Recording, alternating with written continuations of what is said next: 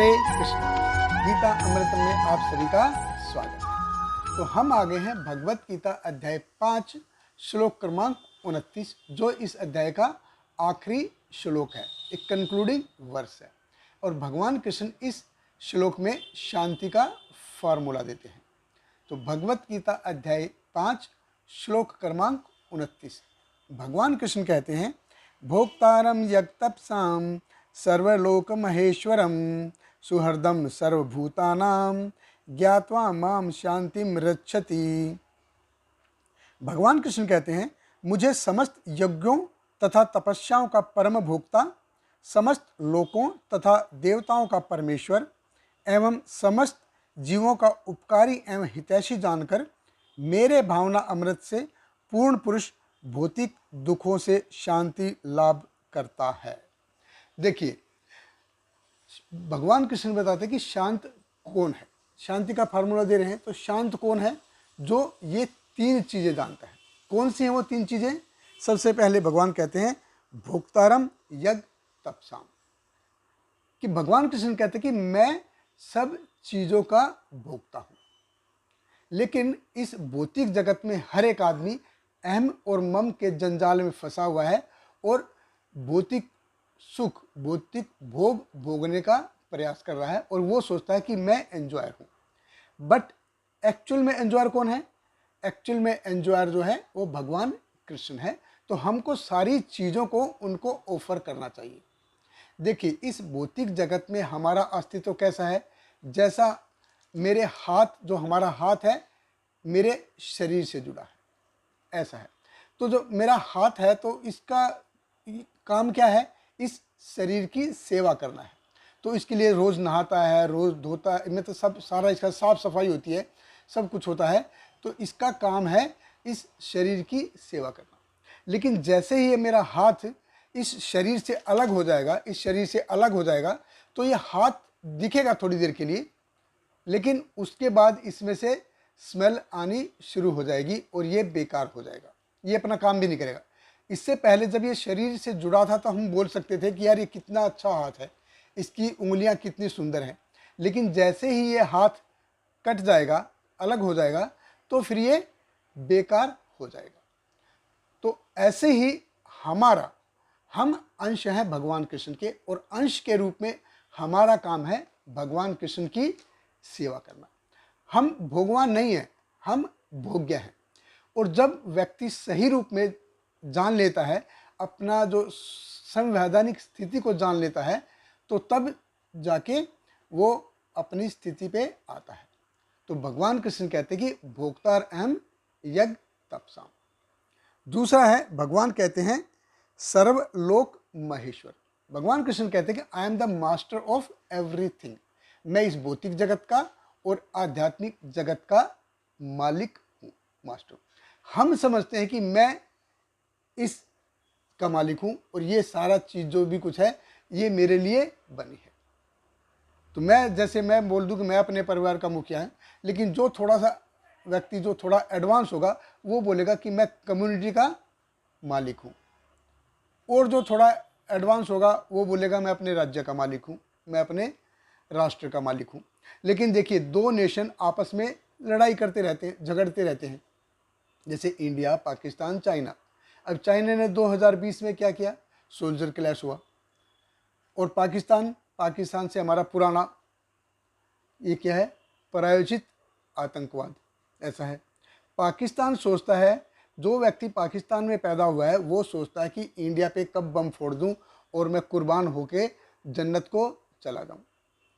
ऐसे ही जो व्यक्ति भारत में पैदा हुआ है वो वंदे मातरम, वो सोचता है कि वंदे मातरम कह के कब मैं सियाचिन पे अटैक कर दूं, कब सियाचिन पे बम फोड़ दूं।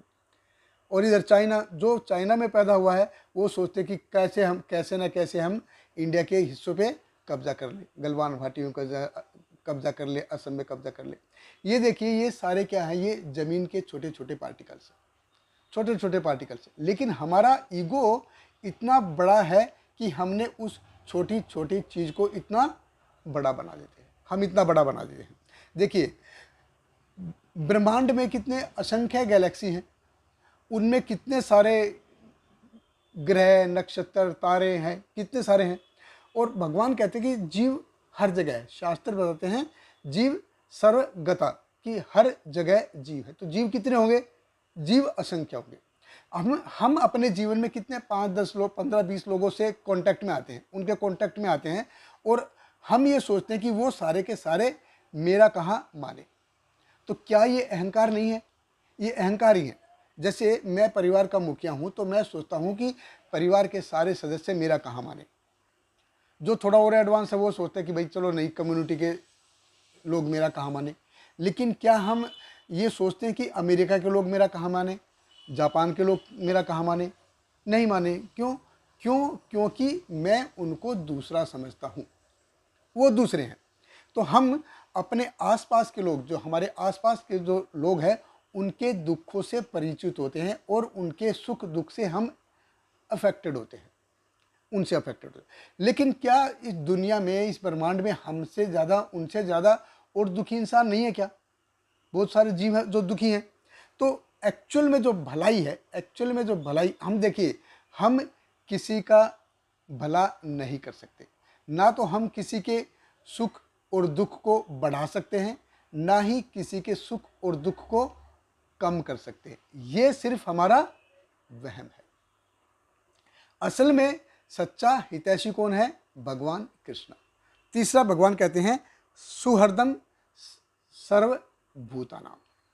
भगवान कृष्ण कहते हैं कि मैं सबका इंटीमेट फ्रेंड हूँ, सबसे अच्छा मित्र। सुहृदम, देखिए इंग्लिश में एक शब्द होता है फ्रेंड, जो सबके लिए लागू होता है, सारे सब मित्र हैं। लेकिन संस्कृत में है मित्र है, बंधु है और सुहृदम। तो मित्र कौन है? जिसके साथ हमारा हाय बाय का रिलेशन है, जिससे हम पार्क में मिलते हैं, इधर मिलते हैं, उधर मिलते हैं, तो हमारा रिलेशन से कैसा है? हाय और बाय का रिलेशन। बंधु कौन है? जो हमारे घर में आता जाता है, हमारे उनसे सुख दुख में जो थोड़ा सा हिस्सा लेता है, जो हमारा थोड़ा बहुत मिलता जुलता है, हमारी बातों से परिचित होता है, वो हमारा बंधु है। सुहृदम कौन है? सुहृदम जो मेरे दिल के हर एक तार तार को जानता है, जिससे मैं अपनी सारी बातें कह सकता हूँ। तो वो सुहृदम सर्वभूतानाम कौन है?